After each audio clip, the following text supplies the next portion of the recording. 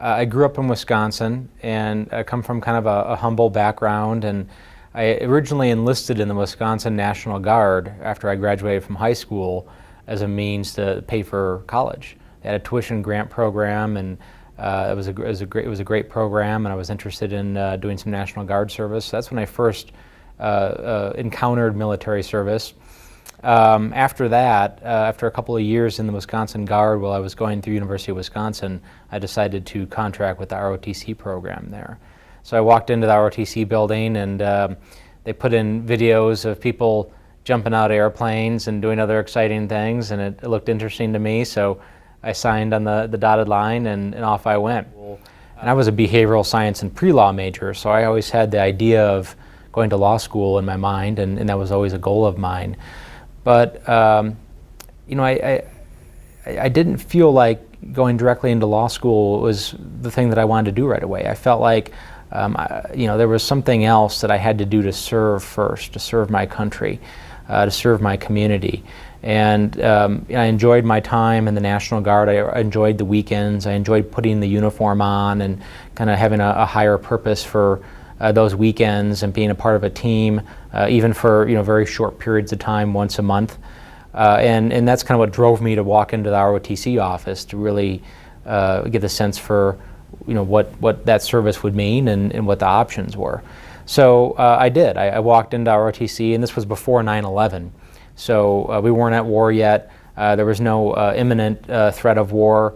It seemed like a good opportunity to get some leadership experience, to travel. I hadn't traveled a lot growing up, so to see the world, you know, not to draw too much from the Army commercials, but see the world and have some experiences, interesting life experiences, and really try to do something to test my own limits and to serve others, and be asked to give something before I kind of move forward with you know, a career in business or law. So that's really what pushed me to do it.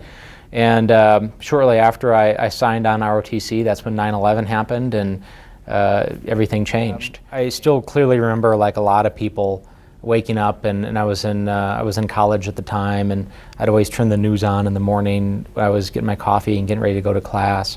And I did that morning, and actually saw live as the second airplane hit the tower. And you know, I was in shock, like a lot of people were. I was angry, confused, didn't quite know what was happening. But frankly, I didn't quite understand, and I don't think anybody did, how it would change the course of history and certainly my life. Even though I was already in the military and I had contracted with ROTC, I didn't think about imminent war or how it would change the course of my next 5 to 6 years.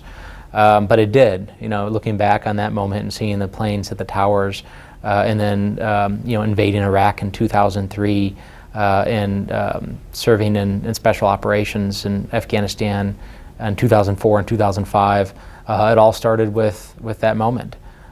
So it's kind of interesting looking back on it, where there could be a moment in time and a moment in your life that that occurs and changes everything. So in Iraq, I was part of the 82nd Airborne Division, which was in military terms, a conventional unit. So it was a paratrooper unit and kind of considered elite light infantry, but wasn't special operations. So when I was leading a platoon of paratroopers in the invasion, we were part of the invasion force. We started in the south and, you know, moved from Nasiriyah to Asamwa to Diwaniyah, and ultimately all the way through Baghdad in March and April of 2003, kind of fighting along the way. And you know, and then my role there, and I was on the ground as a platoon leader all the way until December of 2003. So living in the neighborhoods, working with the imams and the muqtars and the city council, and doing counterinsurgency and neighborhood building, and really on the ground every day with the Iraqis, trying to rebuild the city and rebuild the country while fighting the insurgency. So that was an interesting experience, and I really got to dive into the community and what in the Iraqi culture in a very deep way.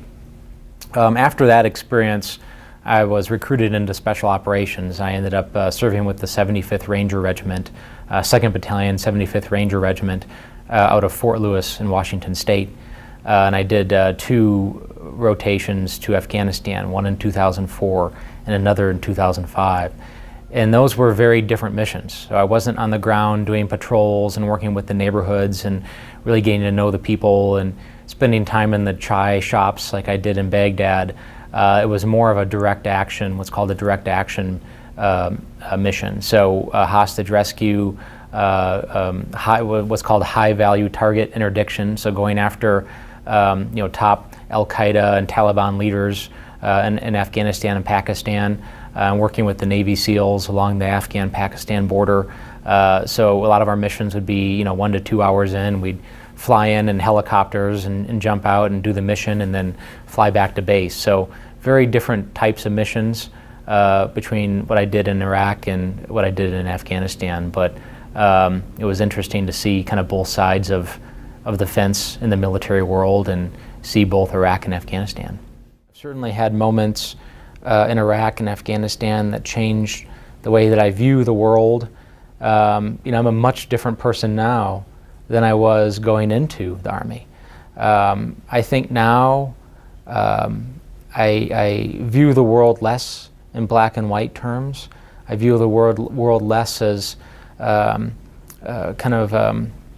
easy buckets of good versus evil, because I've fought with people, I've fought against people.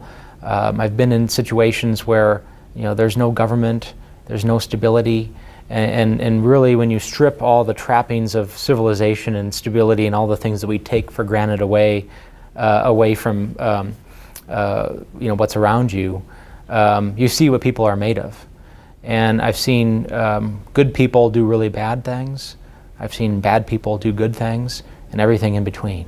And people are pretty much the same. That's the other thing I learned. There are cultural differences, there are historical differences, but if you look at an Iraqi or an Afghani or an American, most people, with some exceptions, but most people want the same things in life.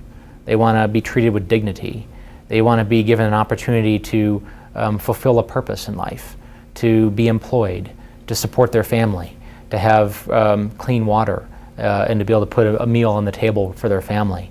The vast majority of people fall into that category. There were ideologues and extremists that we fought that didn't fall into that category, but it was a very small number of people. So I think that's what I learned, is how similar we are across cultures, and how very basic things matter a lot. Okay.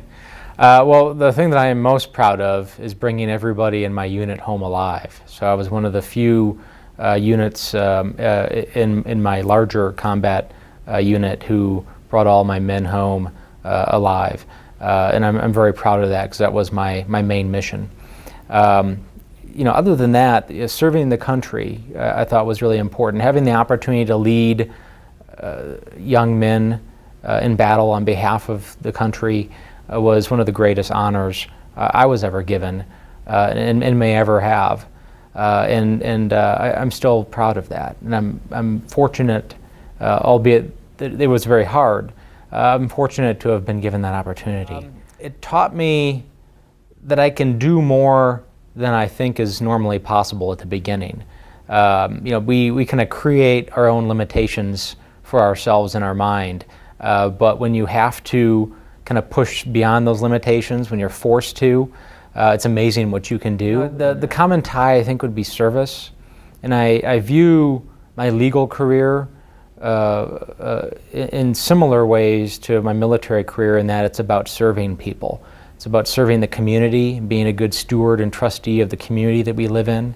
It's about serving clients and taking worry away from our clients and taking distractions away from our clients so that they can build their business, they can employ people, they can achieve their highest and greatest purpose.